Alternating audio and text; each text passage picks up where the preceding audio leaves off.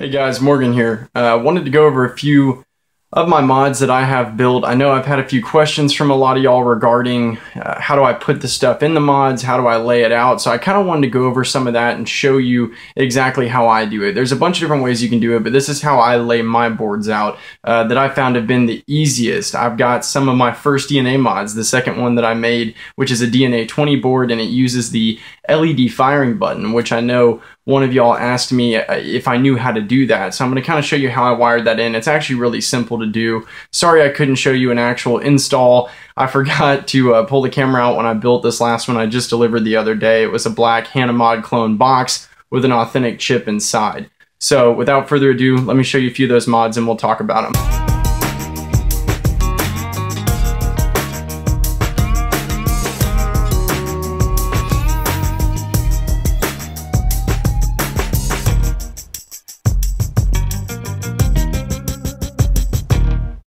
Alright guys, so I got a few of my mods laid out here. These are, sorry about that, these are some of my first mods.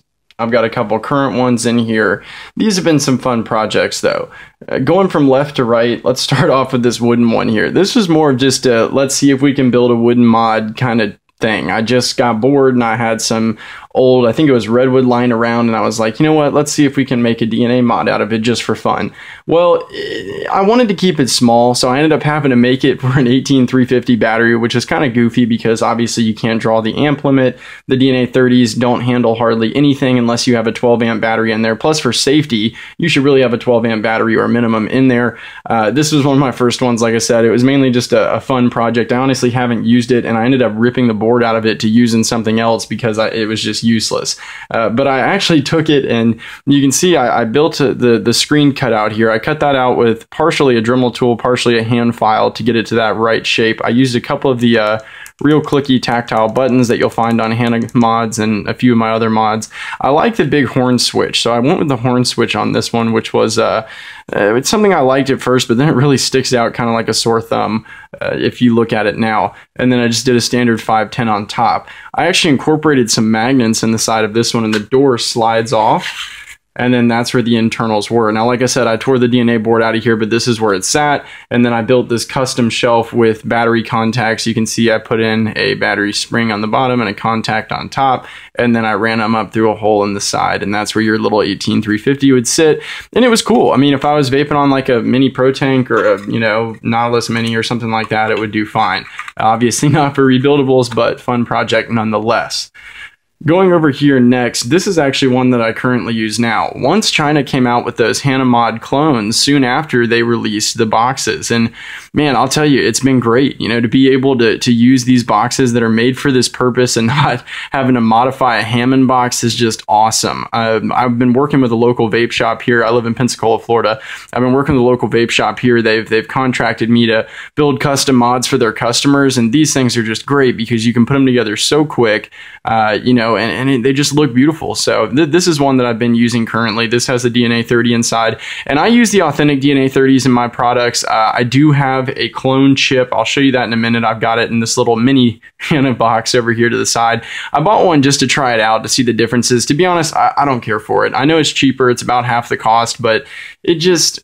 It's thicker, that you can tell that the machining process as far as making the board, it's just not as clean. The edges are all rough, and actually the layout of the components are a little bit different. Your charging port and I believe the up button have been flip-flopped, so that was trial and error. I ended up having a few shorts and the board would reset, and I ended up having to troubleshoot and find out what it was, and come to find out that the layouts are different for where your wires go. So does not work for the tutorial I showed the other day. That would be a different tutorial entirely for the Chinese made chips.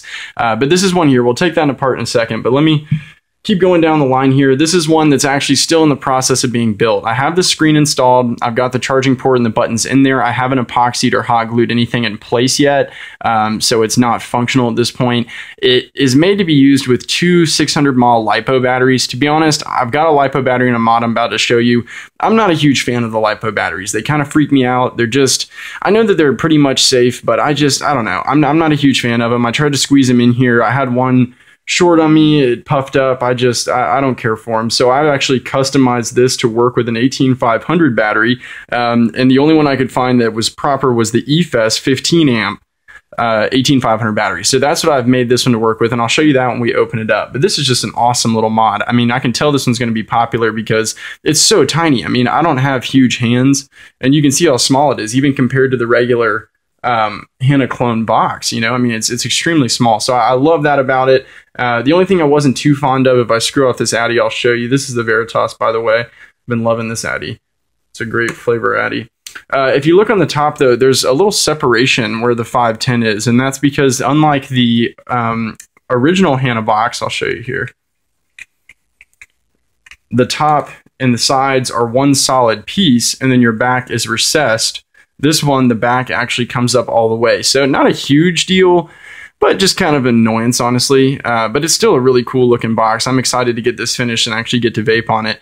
And I'll take that one off in a minute. You can see I was playing around with painting some logos on there. The vape shop local here, they have some really cool logo. It's a V with some lips that come through it, which is a really neat logo. So I've been working on ideas on how I'm going to either paint that. I really don't want to use a sticker if I don't have to. You can tell I accidentally did this one upside down. I wasn't paying attention to which way the door was when I painted it, but either way, that's coming off. I'm going to redo it, but just to kind of show you the size of that box. Now, moving along here, this is actually not my first, but my second DNA device that I ever built. This is a Hammond box. It's a fairly small box. If you look at it compared to the Mini, it's really, really short, but it's a little stubby. But I really liked the size of this one. See, the first one I ever did was a really big green Hammond box. It was the one that comes in green. You can get, there's a certain style they make that comes in colors, but unfortunately they're really big. So I really didn't like it too much once I got it done, because I'm not a big mod kind of guy. Now there's certain boxes that I enjoy, like the Dual 18650s. Those are cool, you know, but I prefer the smaller size boxes, because at this point I was really trying to imitate the Hanah mod. That was this size and style that I wanted. So I took this Hammond box and, you know, custom drilled my holes. I've got the same tactile clicky buttons, and this is actually an LED firing switch. And when I put a battery in here in a minute, I'll show you how it lights up. And then this little screen mount was really cool. This actually I bought this from Shapeways, which is a company that prints 3D printed parts. And I'm not sure if it was Mamu or one of the designers who created this, but it's a little tiny housing that your screen actually lays into, and it keeps it in place. And the board, you can actually clip the board in. So it's a really, really cool product. It made this so much cleaner looking, and I really appreciated that. And I don't know if you recognize this top cap here, but this was back when I was still vaping on a lot of mini tanks, and I wanted some Ego threads in there, but I wanted it to look clean. Well, this is actually the top cap from a Vamo. That I found a website that sold Vamo parts, and you could buy just the top piece of a Vamo. So this is actually an Ego threaded Vamo Ego 510 connector that I epoxied into place on the inside of this box. So we'll take these apart in a minute, but I just kind of wanted to go over them with you. Now this one, I just did this one recently. I was kind of fooling around with some custom paint jobs. I wanted to, you know, see if I could make it a little different. This is also a Hammond box. I believe this is the 1590B or G. And this one was really fun to do because this is my first SX350 mod that I did, and I like it. I've got one tactile button on the side. This is not the Fat Daddy 510. I'm trying to think of the name of the company. I'll put it in the description, but they sell these 510s, and the difference between this and the Fat Daddy, this one doesn't have the separation ring. The Fat Daddy has a, I believe, 14 millimeter inner ring, and then you can add the 22 millimeter extender ring if you'd like. This company sells either 14 or 22 millimeters, and they're a solid piece, and they're a lot thinner. They don't sit up quite as high as the Fat Daddy, but the same concept, spring-loaded 510. I absolutely love these connectors. I've got quite a few of them that I've been using, and they just work so well. It's so much nicer than having to source parts from old Vamos or old mech mods, or just the standard 510. It looks much cleaner, and I really am glad that someone finally made a Modders 510. Now this one, what I did is I took the door off the Hammond, and I actually cut a piece of Lexon plexiglass to the exact shape. I saw another guy online had done this with a DNA mod, and I was like, you know what, I'm going to give it a try with an SX350. So in this mod, I actually do have a 1200 mAh LiPo pack. It's 25C, so it's about 25 amp LiPo pack, and I've loved it. The battery life isn't that amazing, but you know, for throwing on a Nautilus or even like the Veritas, you know, at like 22, 23 watts, this thing is just great. And this chip, I've got mine upgraded to 50 watts. I believe they put out another update that upgrades them to 65 watts is what I heard. But as you can see, I used nightshades, and I tinted the Lexan glass so that it's completely tinted and it looks really clean. I could get some black screws if I wanted to make it look really flush, but when I push the button, the screen actually illuminates from the inside of the mod. So I love that. It looks so clean. There's no housing, there's no mount, there's no cutout, no dust to trap anywhere. It's just, you know, right through the black paint. So that's a really fun one. Cut out my micro USB on the bottom, internal charging. And the paint job's pretty cool. I got a little funky with the colors. I thought I would do a little pinstriping, but it turned out neat. And then I've really been enjoying using this mod. So let's go ahead, give me a minute here, and I'll go ahead and pull apart a couple of these and we can take a look.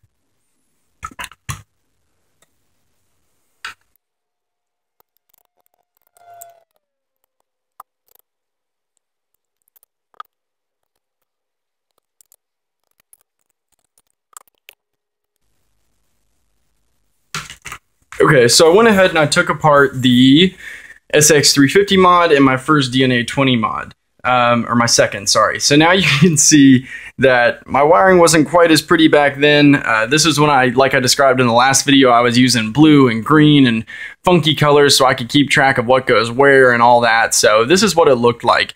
There also, I didn't have very nice battery sleds back then with the nice clips on them. I've got some now that have, instead of springs, they're the battery clips, and those are much more solid. This one I had to cut and file and shave so that I could get it into the right spot and still fit my top cap on. So it's quite a mess, but hey, you know, it works. It looks really nice on the outside, I think, and you know, it was really my second mod, so I wasn't very experienced at this point, but it came out nice, you know, so I love this mod. I really, really do, and it's hard to see the wiring in here. If I can pull some of these out, these were the wires I left in here, kept them insulated just in case I decided to add micro USB charging later. I honestly didn't have any room in this box. It was just completely packed at this point. But if you look in here closely, I'm going to try and get up here and see if you can see it. But inside, let me see if I can zoom in a little bit here just to kind of show you. See if we can't focus in there. In here, it's kind of hard to tell. Let me see if I can get some of these wires out of the way.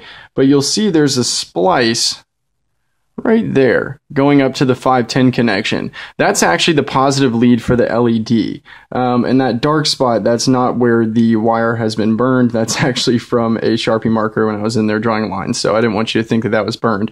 But you'll see this little Y up here. That goes to the positive on the LED part of the switch as well as the 510. I also have the negative behind there doing the same thing. Now what that allows is, that means that instead of having the LED wired directly to the battery, where it would stay on constantly, the LED now only turns on when the button is pressed. So that's really cool. It was easy. I just kind of, you know, thought about it and put it together and figured it out. But I really liked that functionality because I really enjoyed having that LED light, because at this point I was using, you know, MVPs and egos, and I really enjoyed having the light come on whenever I would push the button. So that was something I did in this mod. I haven't really done it since. I don't know why, but it was very easy to include. So I'll pop a battery in here and I'll actually show you that in a minute. I think I have a spare battery lying around.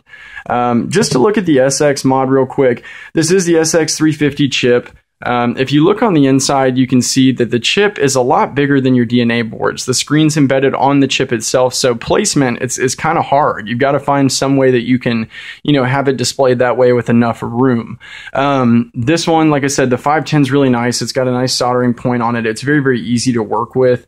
And actually, the nice thing about the SX350 chip is it comes pre-soldered. So your battery leads, your battery wires, the wire to the 510, everything is already pre-wired to the board. So essentially you're just soldering to whatever you're going to use. It comes with a on button actually already attached to the wires. Now you can clip that off and attach your own like I did with the tactile switch.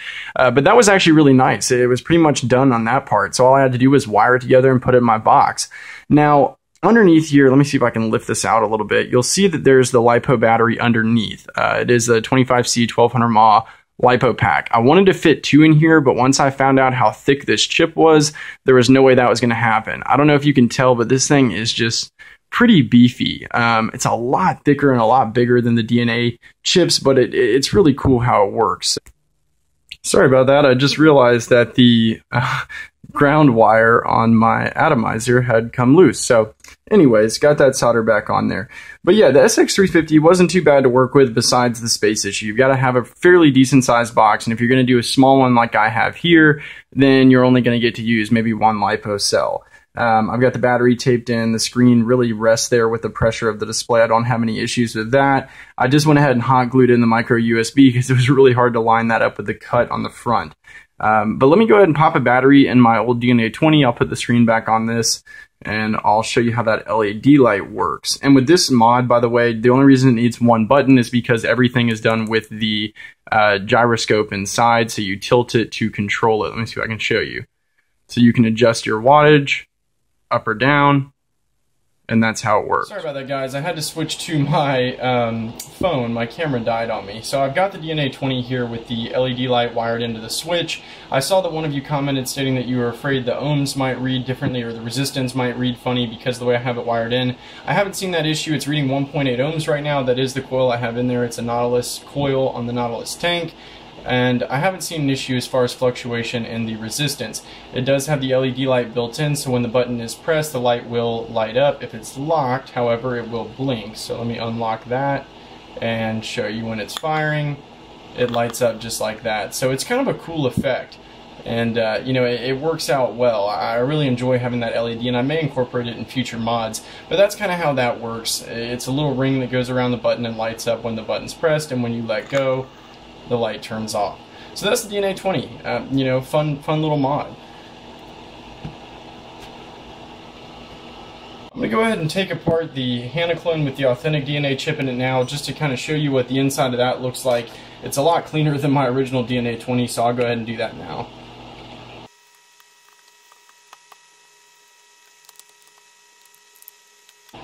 Okay, so this is the inside. I've got a Sony VTC5 battery in here. And the inside, as you can tell, it did come with this little plastic cover to cover your wires. I thought about tinning it, but it kind of looks neat. It just makes it keeps it looking clean while still allowing you to kind of see the internals. So, like I said, I love these boxes. They've got everything you need. You really just have to, you know, wire it up, put your switches in, use hot glue or epoxy, and that's it. You know, you're done. There's no custom modifications to the box. You don't have to drill any holes. Now, with all of these, the one thing I have found is the 510 supplied. It's a great 510, but it doesn't fit the hole. You have to take a hand file and file it out a little bit to get it to fit. Every single one of these I've done has been that way. So if you buy one of these, just know you will be hand filing out that hole. But as far as the mod goes, these things, you just can't beat them. They're great. This is an authentic DNA chip, like I said, from Evolve.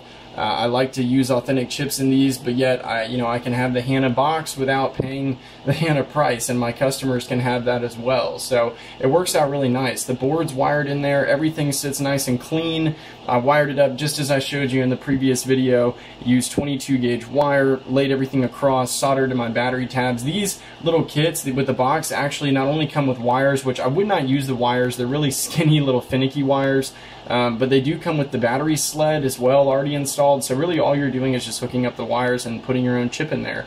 And you can see I just used some electrical tape to hold down this little window, but that's really it, guys. These are really simple. They're easy to make. If you are working to, you know, sell custom mods, people love these things. I mean, the Hanah was popular for a reason. It's a clean, sleek box, comes in a variety of colors. This is the green one. I absolutely love it. This has been my personal mod for a while now, since they came out. Alright guys, that's it. I just wanted to show you some of my devices that I've built thus far, some of my first mods, some of the more current mods. I will be working soon on a fully mech box, just a straight up mech box for a customer of mine. He wanted one, so if you'd like to see photos of that, let me know down below. I'm going to try and get my hands on some of those SX330 chips if I can when they're more readily available to build with one of those. If you have any questions, please let me know in the comments down below. I'll get back to you as soon as I can.